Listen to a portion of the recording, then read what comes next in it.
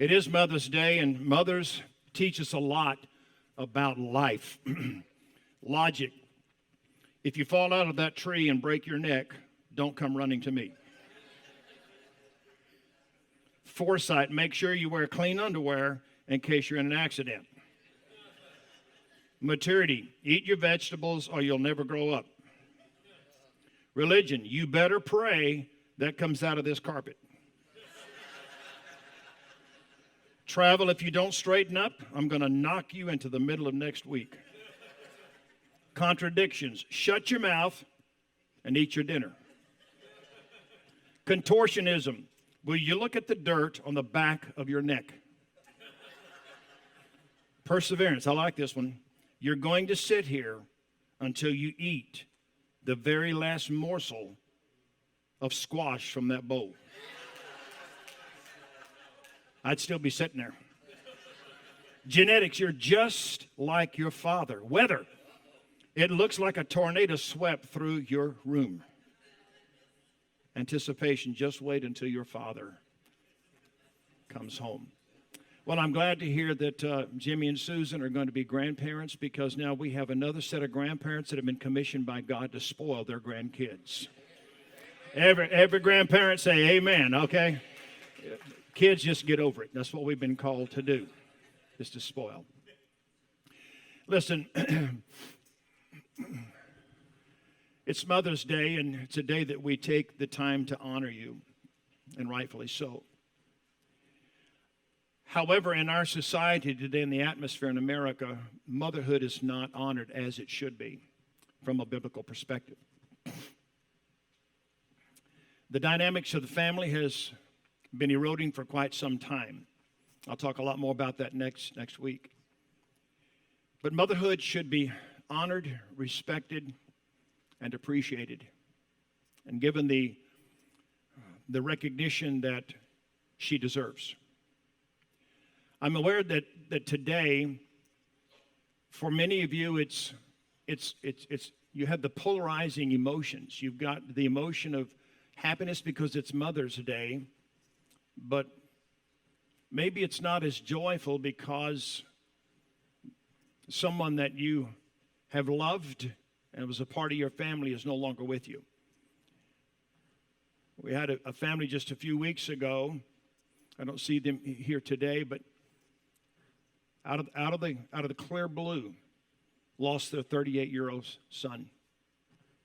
Nothing wrong, just found him lying in the floor, dead. I'm aware that some of you have maybe recently lost your mother, and it leaves a hole in your heart. Or that your childhood, being raised by a mother that was maybe over-domineering and very critical, and it left some scars inside of you. And you're struggling because of those polarizing emotions. I mean, she gave you birth, but that was the basic end of her investment into your life. And church, whether we like it or not, the way we are raised does impact who we are until God comes along and can change it, you see. Some of you moms have given birth to a child that you raised in the proper environment. They were raised right. You invested into them. But now they have chosen to walk away from God. And it breaks your heart. And so today, you may not even know where they're at. Or you see the result of the choices they have made. And it breaks you. And so on a day that we try to build you up, the enemy wants to tear you down. And we're not going to let that happen. Some of you may be sitting here and saw all the moms stand up, but you've been unable to conceive, and you want a child. And something is missing because there's that instinct in you to birth and to give life to something. And then, of course, there are those here today that maybe one of your children have decided just up and walk away from you. Our family experiences that. My wife is experiencing that today. We're a son and daughter-in-law, and my 3 grandkids have decided in 2014 just to walk away from us.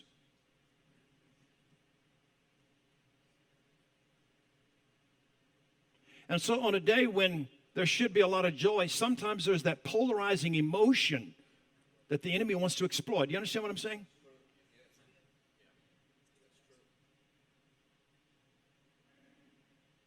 And so today I'm not totally oblivious to the atmosphere that we want to create, but the reality that there's an enemy here that wants to destroy a day that should be a day of extreme joy. And so for anyone here that's experiencing some of these things that I've talked about, that I pray God's Holy Spirit would just touch you.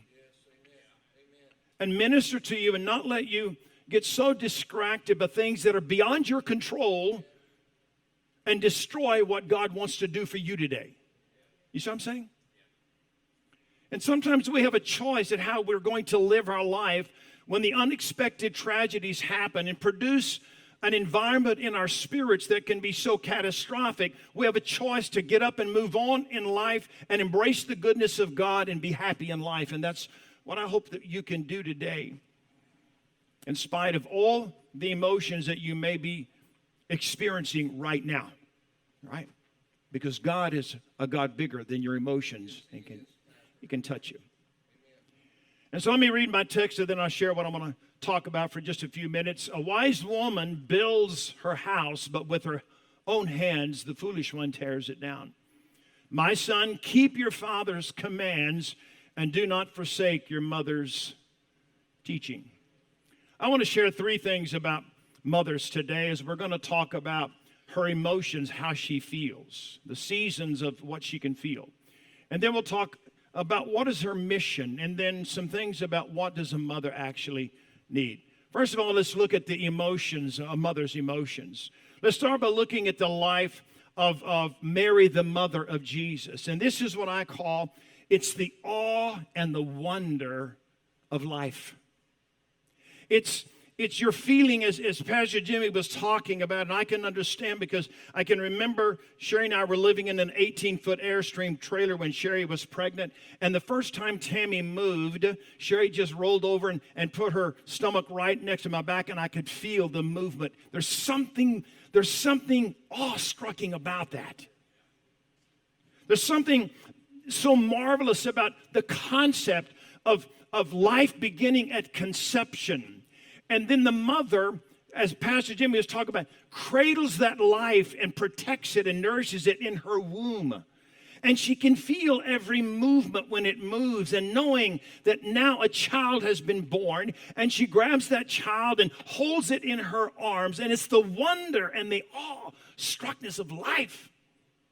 And yet that child and the potential that child can demonstrate, because the child has been created in the image of God for the glory of God and for the purpose of God.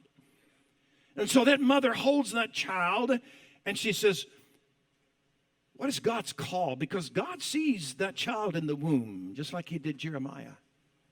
And so it's the wonder of life. That's why I become so angry when I even hear that phrase, 62 million babies aborted because of convenience. 62 million children that were birthed, could have been birthed, that were destroyed.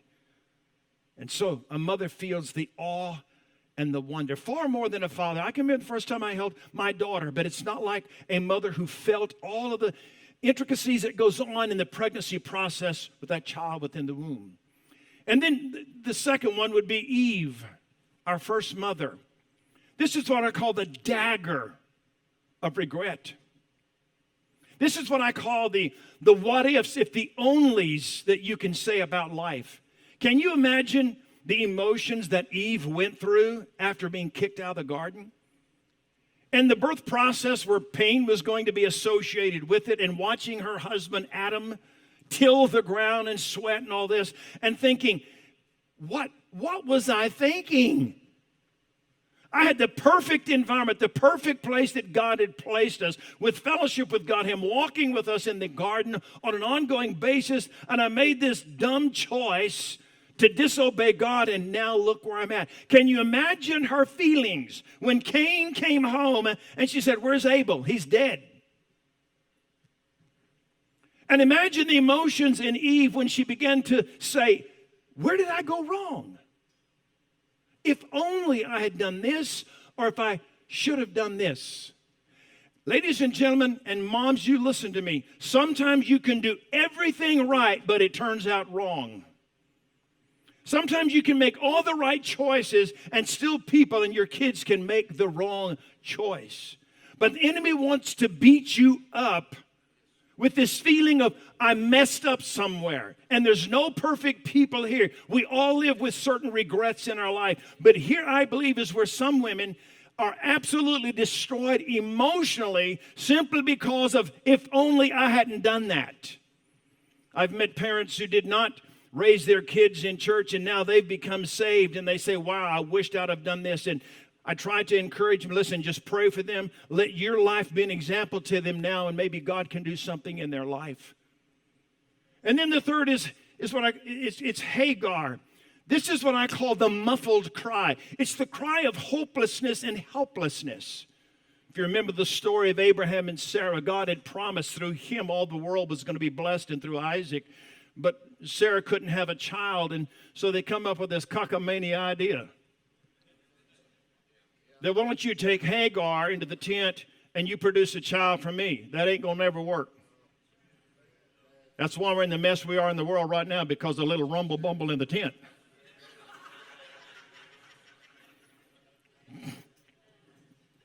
That's the truth.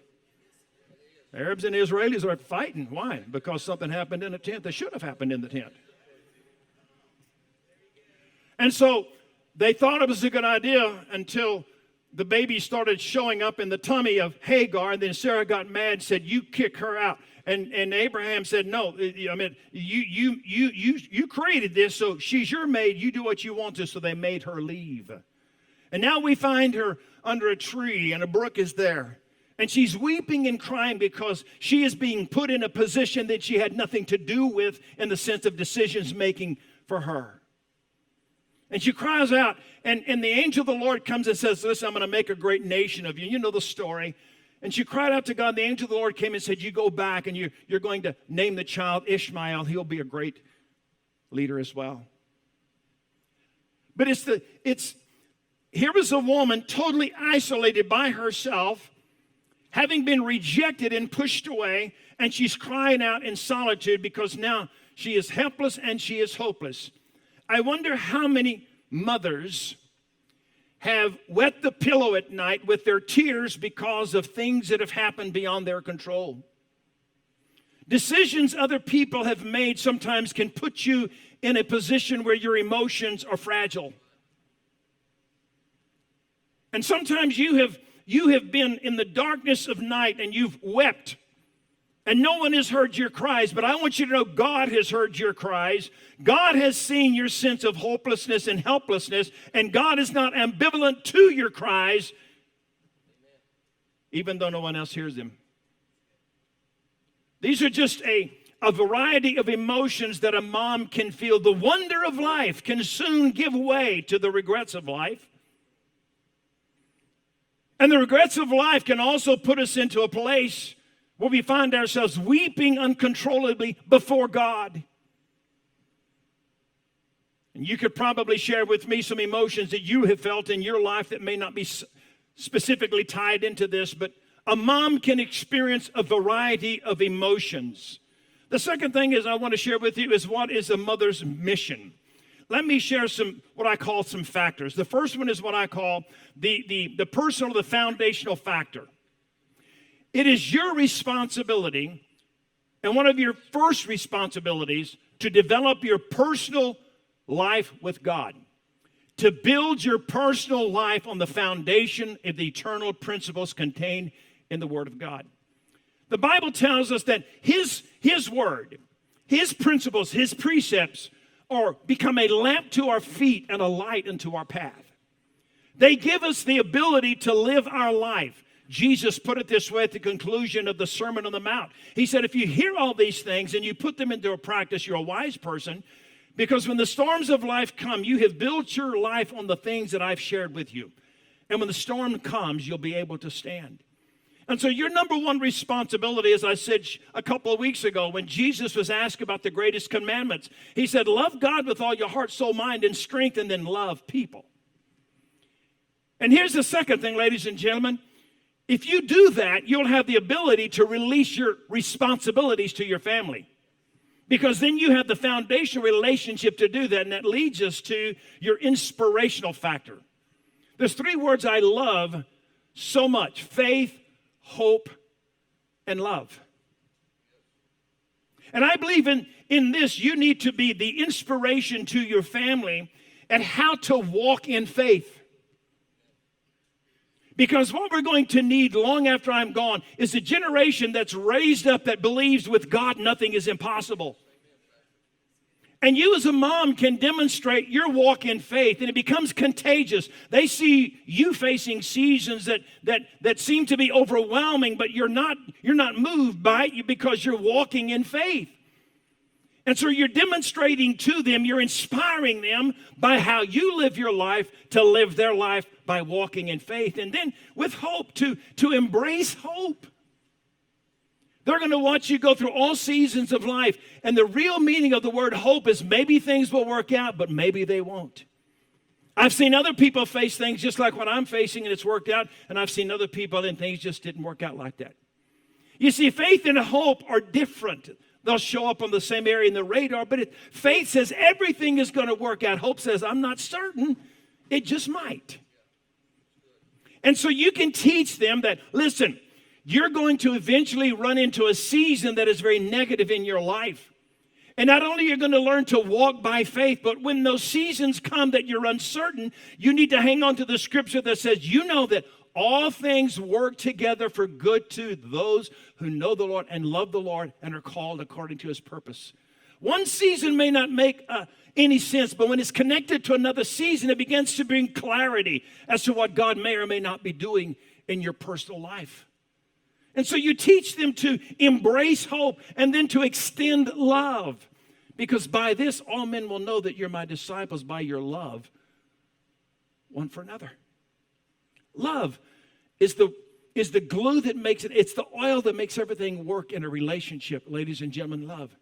And so you are to inspire your family, inspire your kids, not only by the way you live your life of faith, hope, and love, but you are also teaching them that these are three fundamental things that you're going to need to survive in any season of life: faith, hope, and love. And that leads to the third factor. It's called the legacy factor. Look what Paul wrote to young Timothy.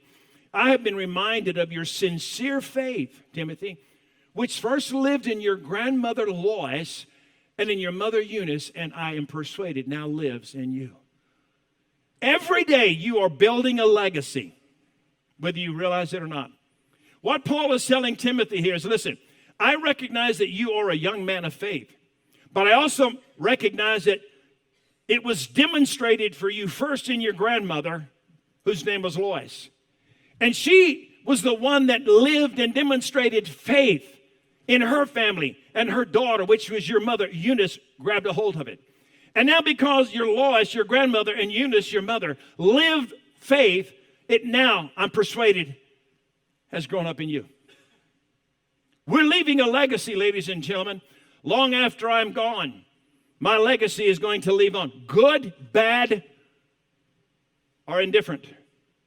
I'm grateful for my mom.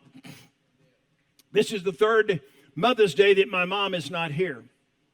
This morning when I got up at 4 o'clock and I was thinking about this, my mother owned and operated a daycare. She started the first year I was in the first grade, and she had it for about 35, 40 years. I've helped my mom in the daycare many times after school. It was a wonderful environment. She started in the city of Dilley. But mother would get up at 4 o'clock, so now you know why I get up at 4 o'clock. The gene jumped into me.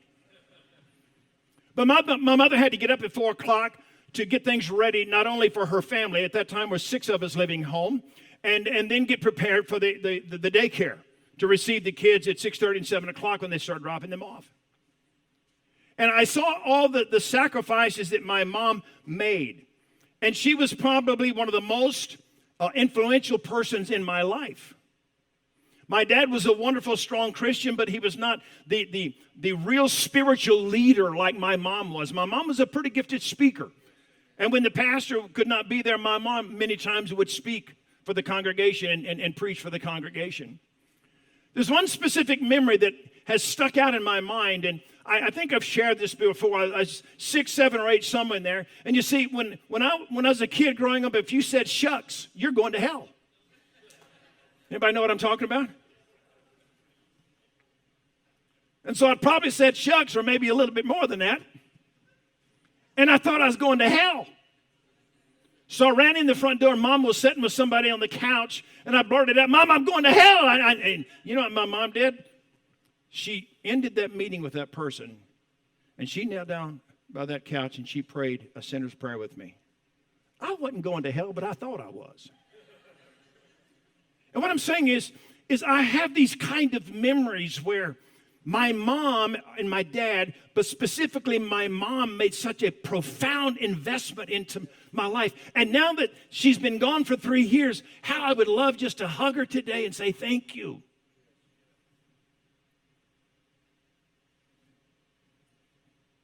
That's the legacy that I want to pass down to another generation.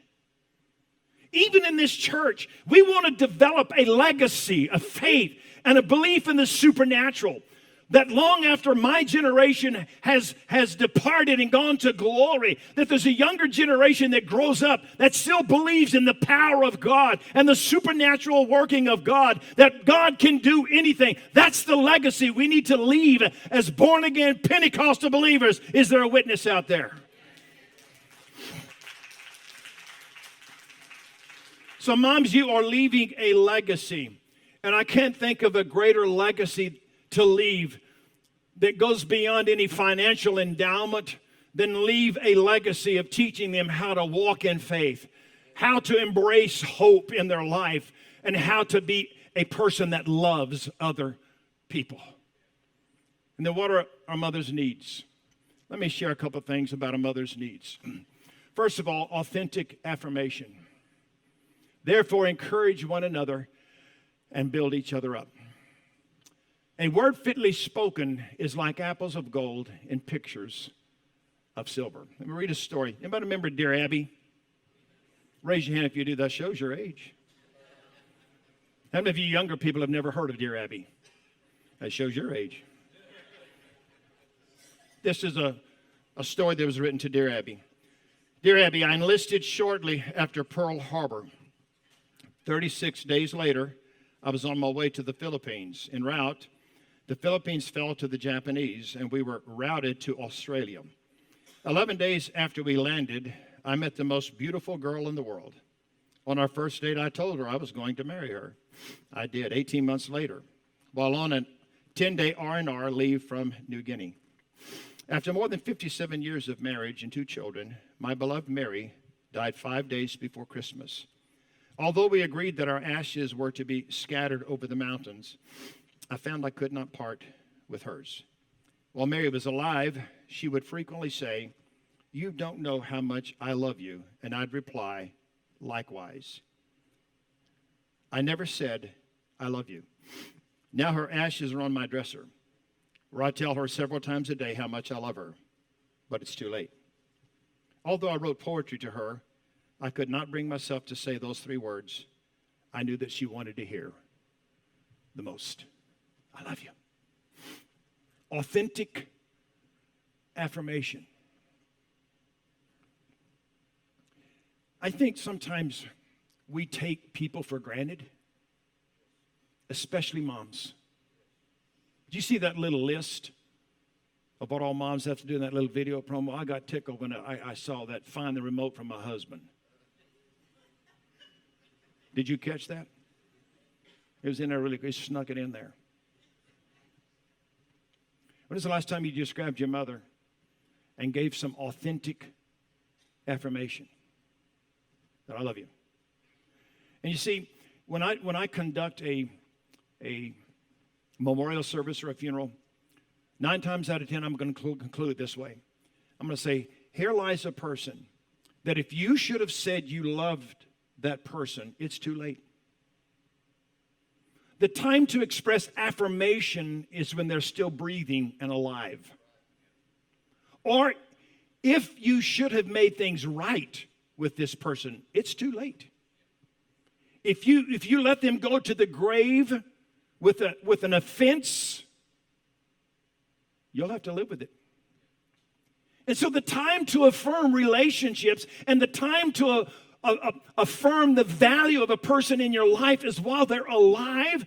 You can give some kind of a positive word that communicates your feeling toward them. And sometimes it takes effort. This is not Father's Day, but my mom would always tell me she loved me, okay? I mean, sometimes she loved me with a belt. I didn't feel loved. And she always said, I do this because I love you. I thought that was a lie from the pits of hell. Until I became a parent.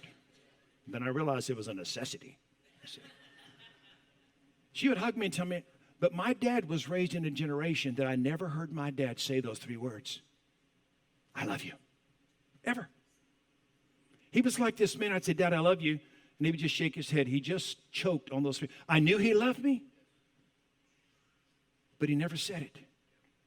Sometimes, church, it's what we need to just express it. Authentic words of affirmation in a relationship. They used to say sticks and stones can break my bones, but words will never hurt me. That is another lie from the pits of hell. Words can build. Many a marriage can be destroyed by words, and many marriages can be healed by words. The second thing is, ladies and gentlemen, is what I call intangible gifts. Love is patient.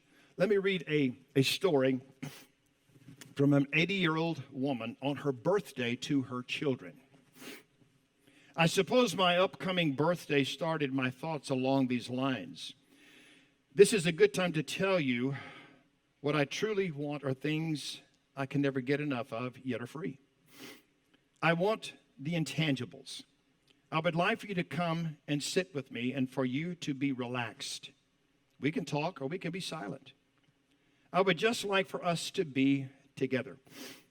I need your patience when I don't hear what you say the first time.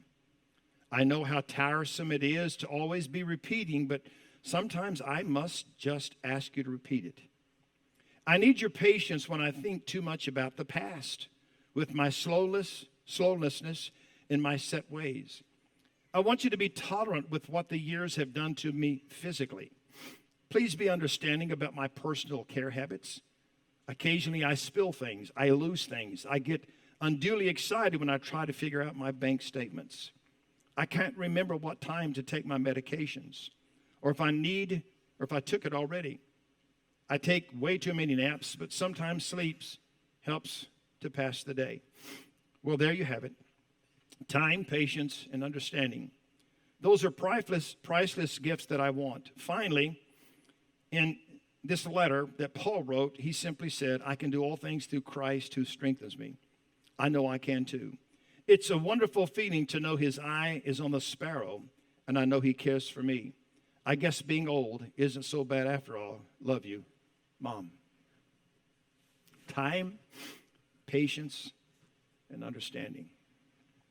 You know, I found that many times, as being a senior pastor, I didn't get to be home on Father's Day or Mother's Day very often.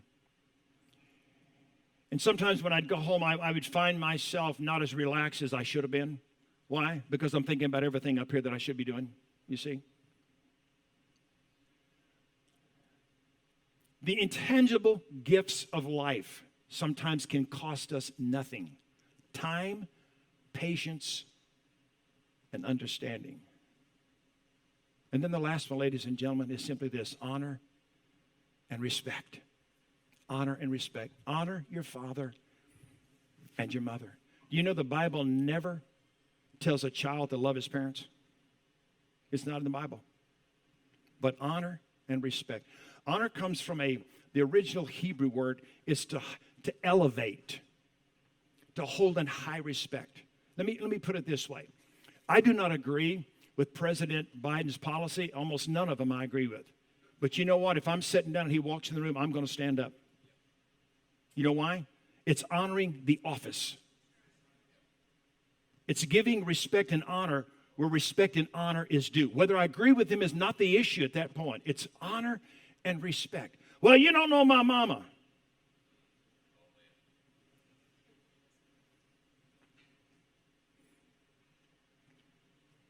You extend honor and respect.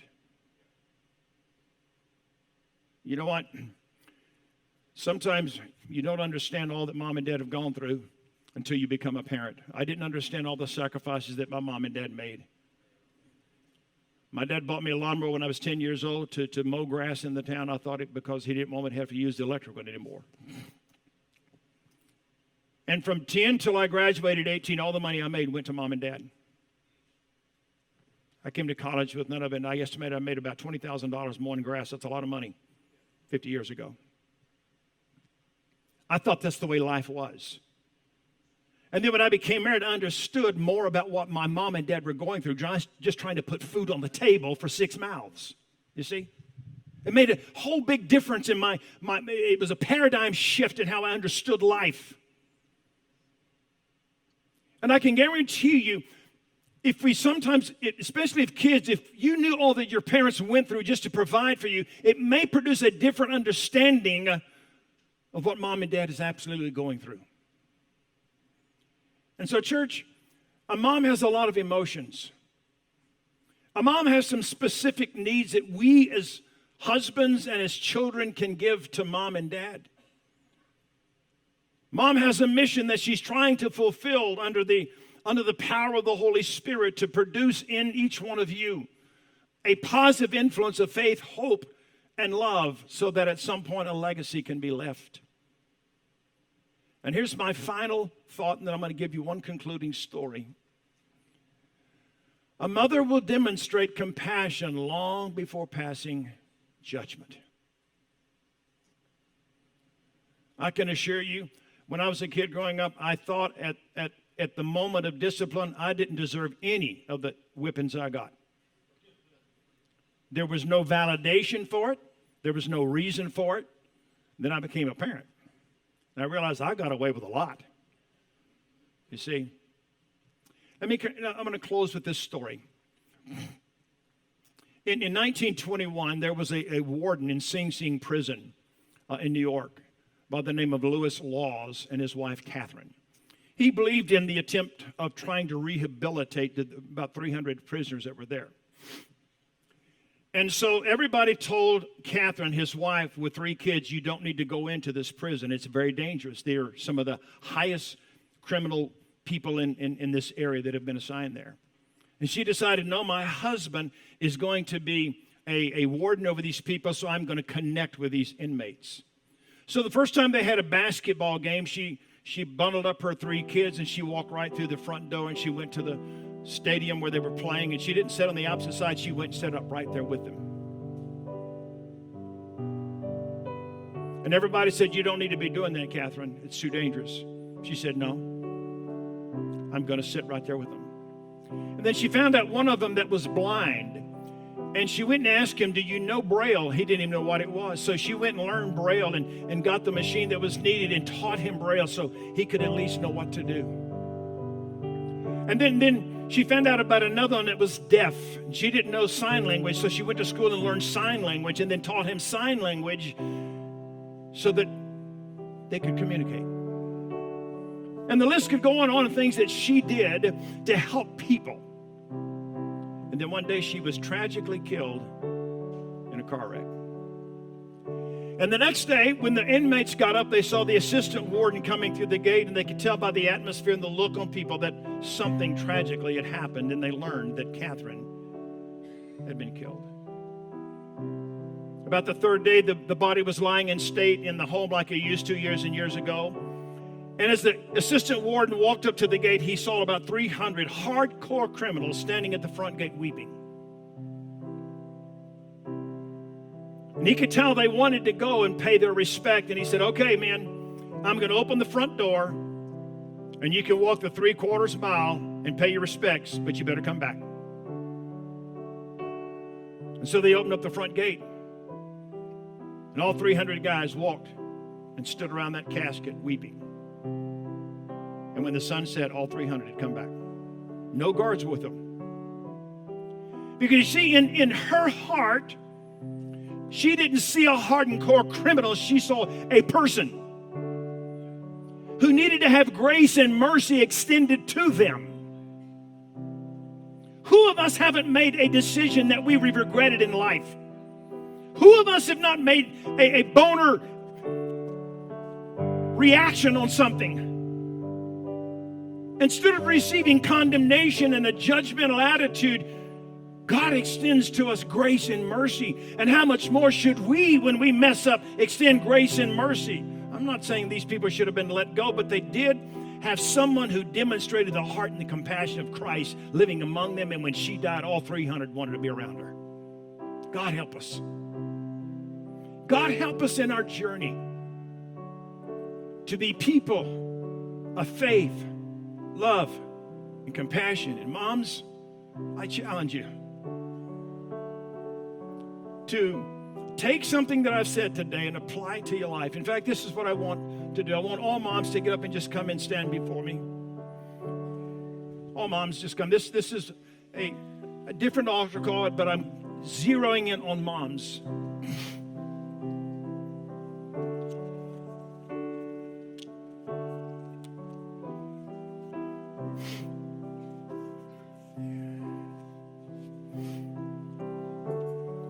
There's a lot of moms here today. You may have to just come up a little bit closer. They're still coming down the aisles. Ain't nobody left.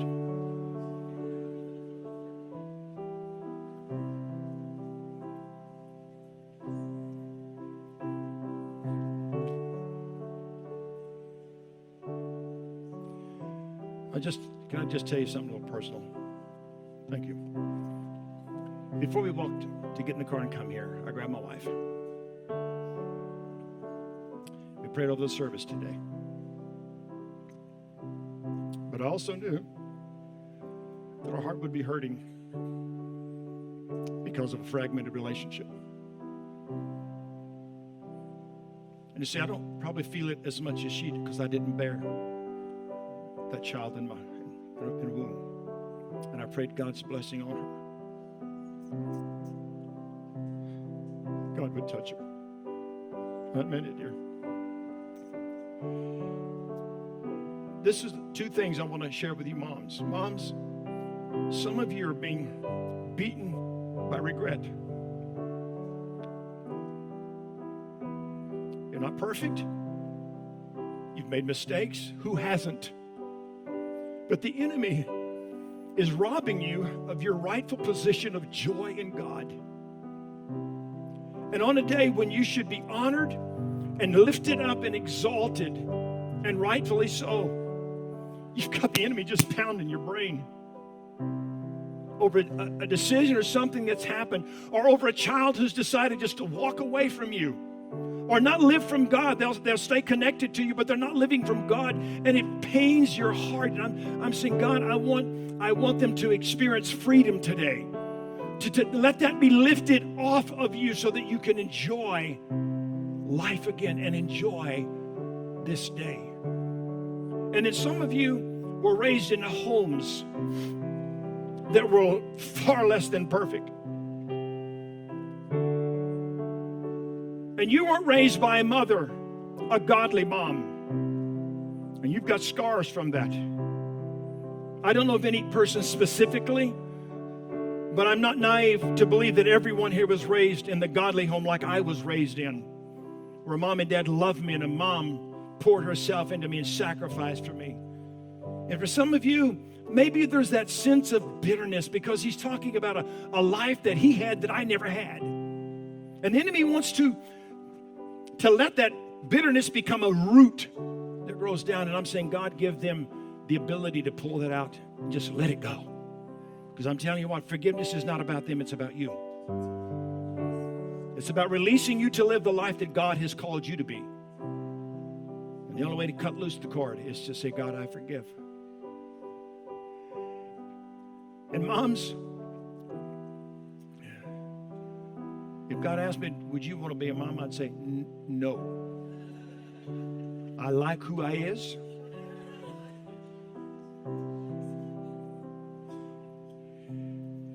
Only God knows which one of you has been like Hagar. I'm off to cry.